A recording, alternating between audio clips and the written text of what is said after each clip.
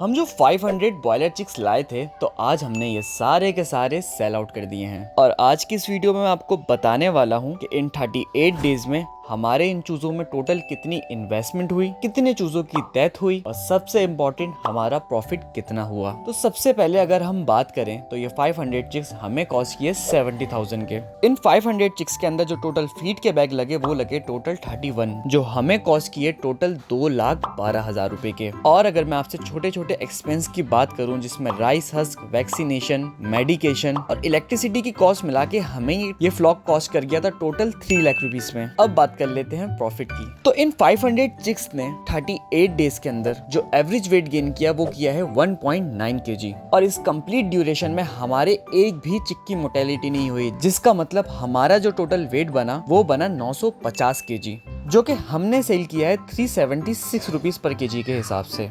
और इन